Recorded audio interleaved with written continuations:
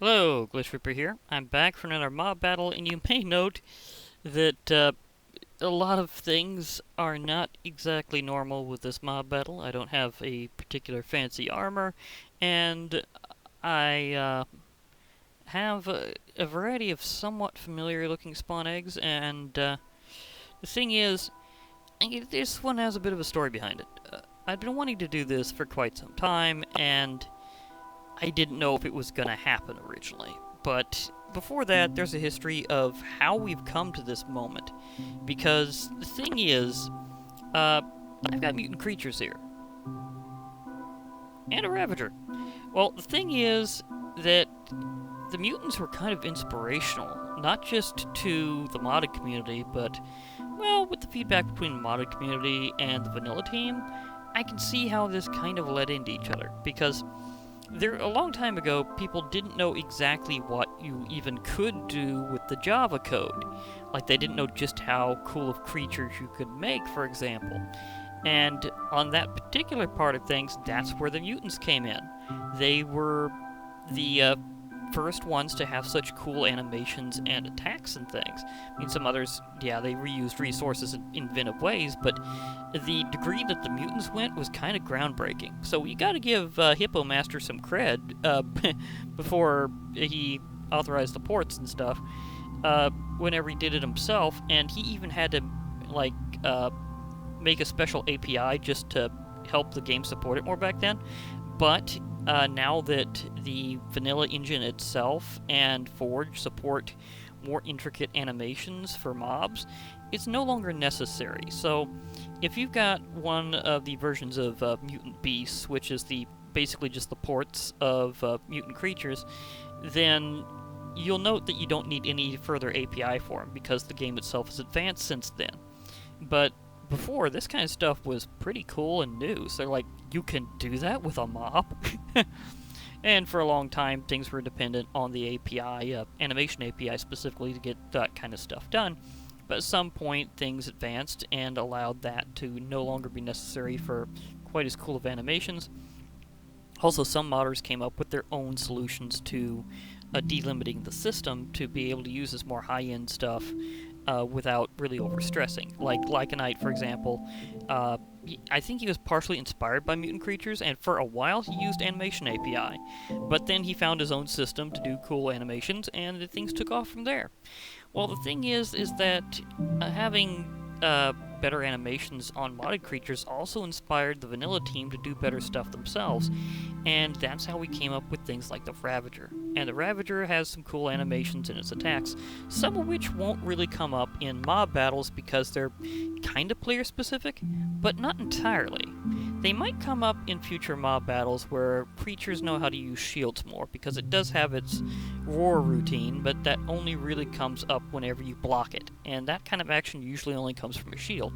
Although there is one of Lycanite's mobs, I'm wondering if that would count, because I don't have Lycanite's mobs in this profile right now. I'm keeping it very light because it's modded 1.14, which was fairly transitional. I mean, we're building up to a pretty good point. I think I've heard 1.15, 1.16 might wind up becoming the new 1.12 in terms of modding.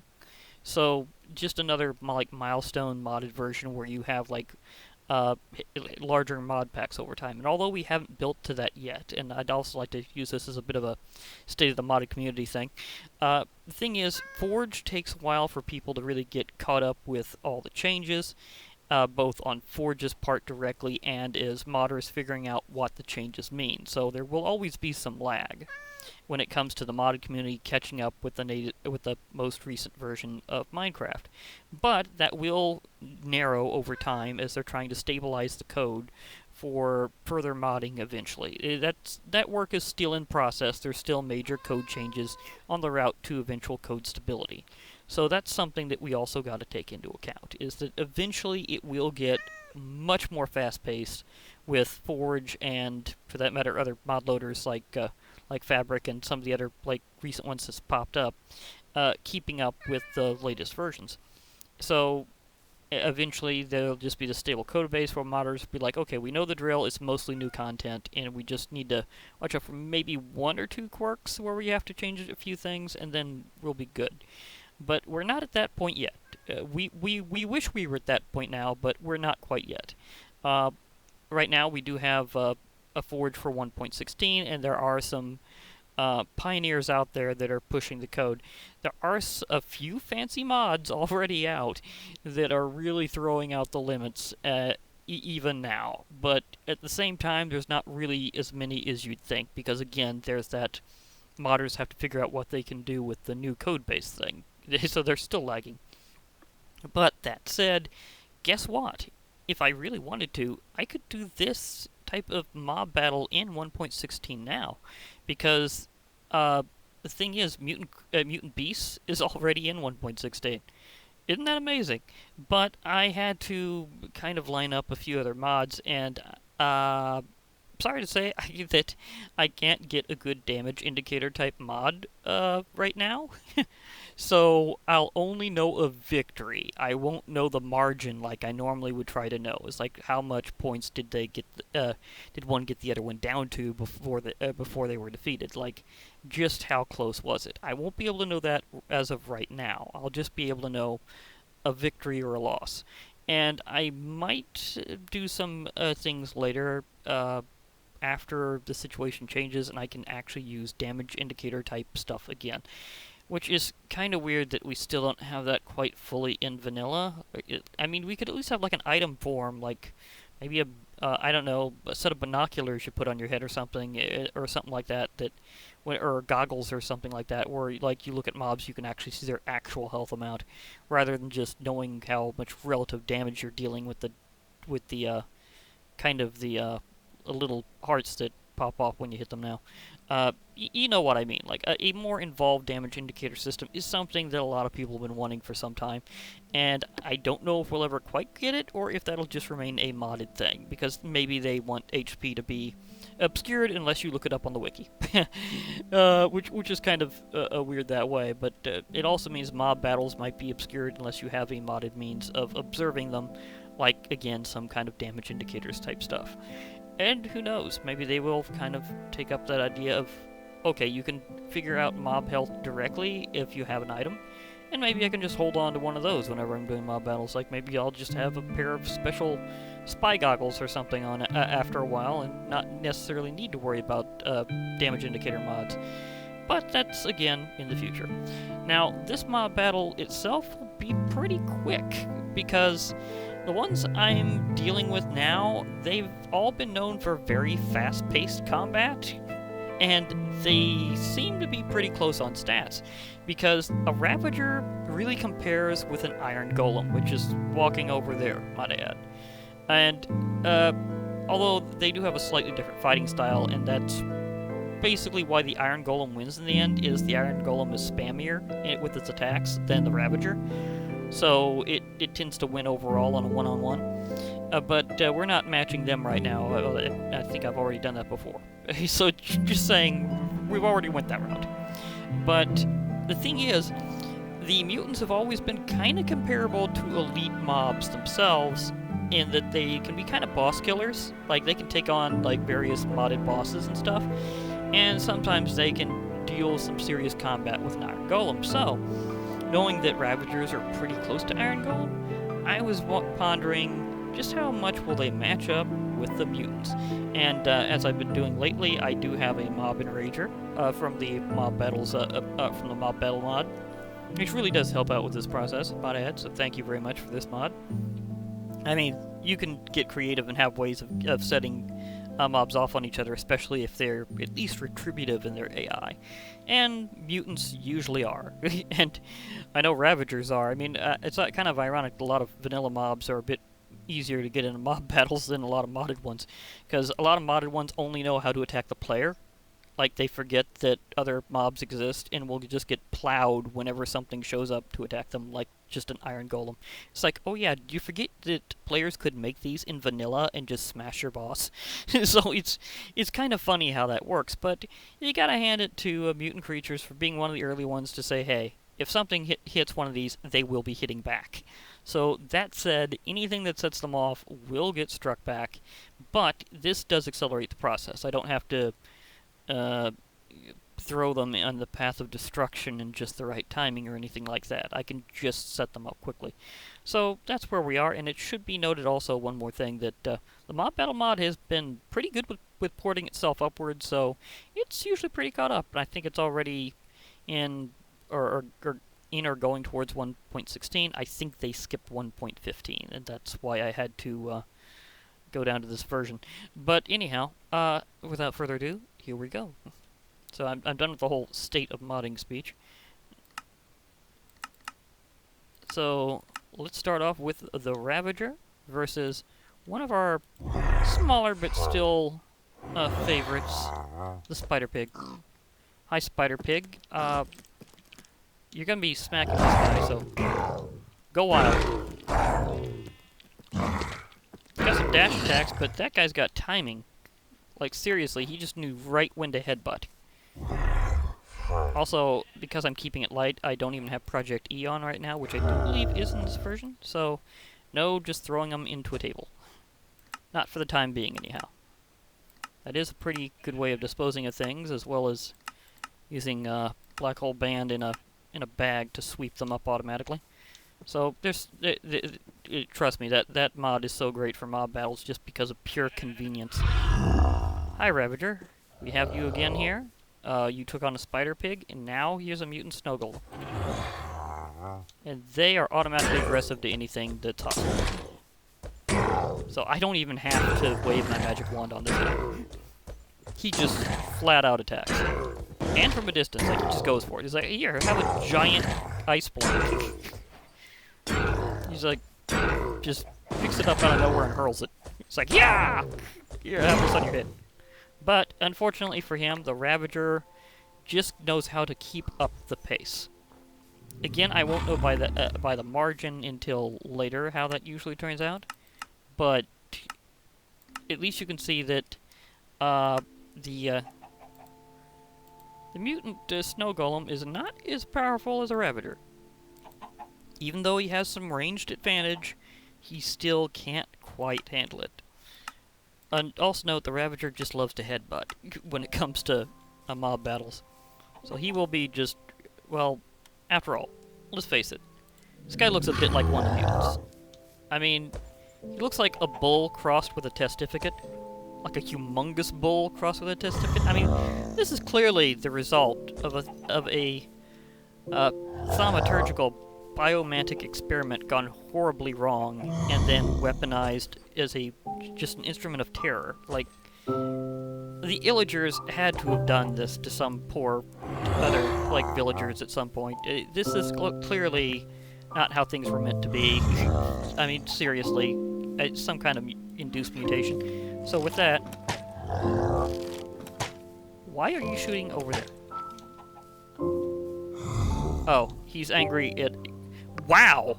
That is the greatest aggro range I have ever seen on a mutant.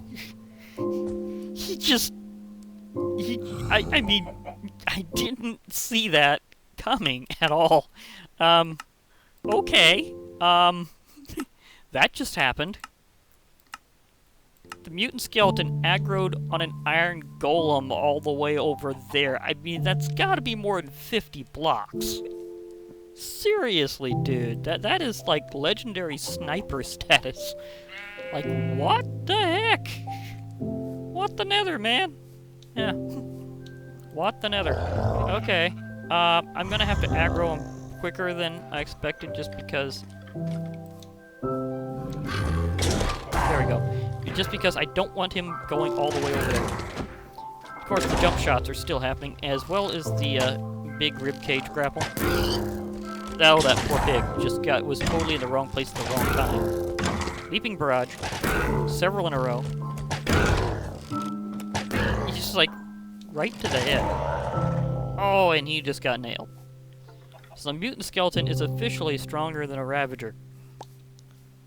Or at least able to just take them on with just too much agility. I mean, it could not juke this guy.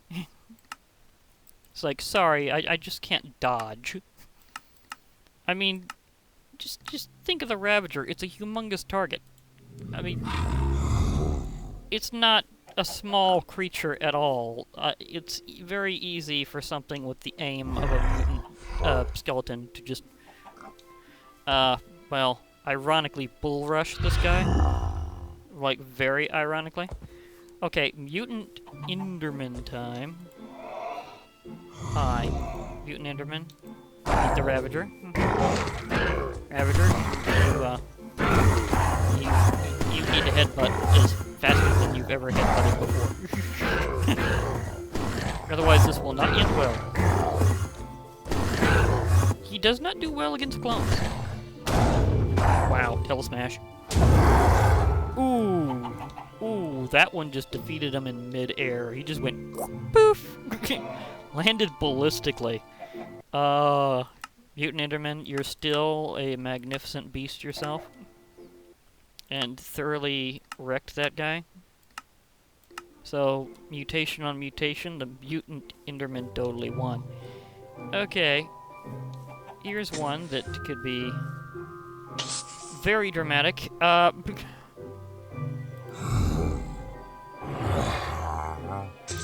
This is going to be just... Hey, you. Just... meet up with this guy. Oh. Minions. Is he already starting to blow? Oh, he's trying to regenerate. Phew, stop explosion. Oh, by the way, Ravager, ironically, you probably lose when you win. Because this will probably wind up as a tie. Yep, it wound up as a tie. That happens more often with a mutant creeper than any other mob, I'm just gonna say. I mean, I rarely have had anything else that... Oh yeah, that's right, auto jump. New world. It's one thing you always forget to turn off immediately. And it's like, oh yeah, that. So, okay. And with that, I need to remind myself to turn off the auto jump. And what could possibly already be contradicting the letter A? And F.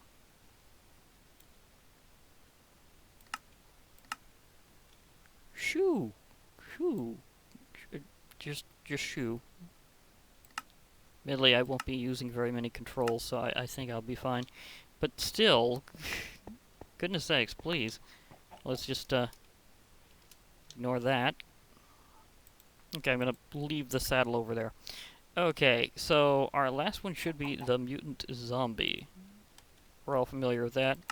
Okay, yeah, it's still on normal because that one was a tie.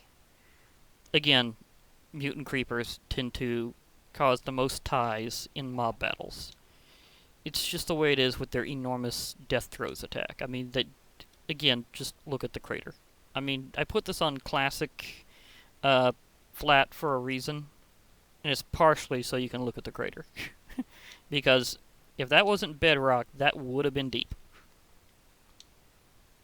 And now we have the Ravager versus a Mutant Zombie. Remember, since I've been doing this during the daytime, the Ravager should have at least a little bit more ability to fight them because the mutants that are improved at night won't be getting that bonus. But, as we've seen, that doesn't seem to be mattering very much. I was trying to give this guy an edge. Will he actually get one? Somehow I don't think so. Because this is the guy who's usually the king of the mutants. Yeah. Zombie Hulk smash. You know the routine.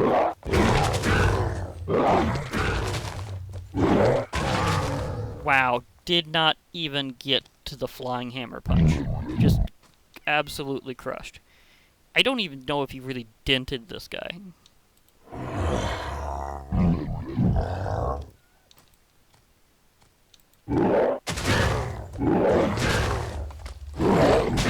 Okay, he has hit him. He did, in fact, hit him. So I know that they can hit him. Giant roar.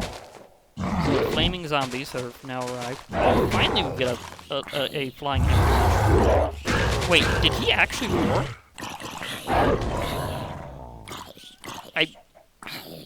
Did something that something the zombie did, or something Mutant Zombie did, actually cause him to roar?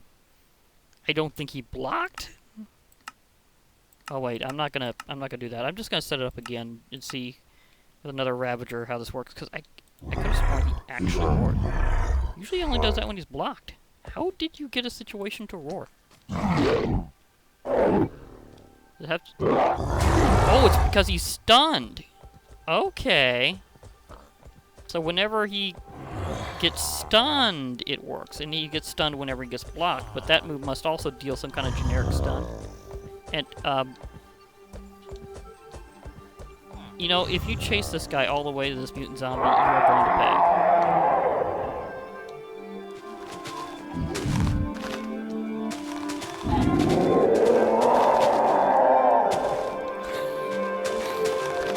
Because the mutant zombie remembers you.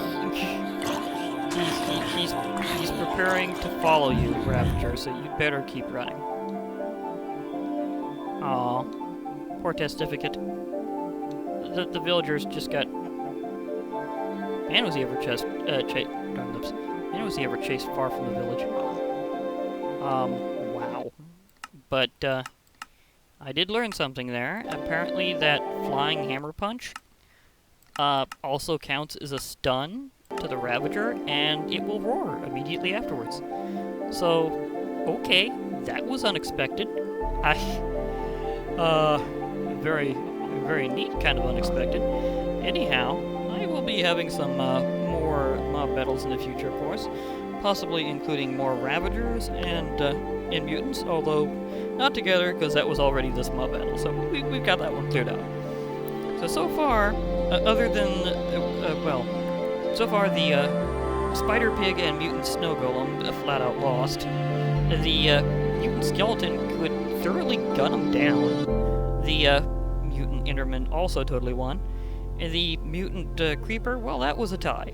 Apparently did enough damage to cause him to go into self-destruct, and, well, I do believe the minions actually finished off the Ravager, but then, of course, it took a while for the Mutant Creeper to finally explode. But either way, nothing but a giant crater remained behind of anything. It was just a thorough destruction. The Mutant Zombie not only could win, but proved to me there was another way to get that roar to happen from the Ravager, so I learned something from that one. I guess you don't always have to have a shield to count as a stun properly to them. That was news. Well, on that note, I'll be logging off.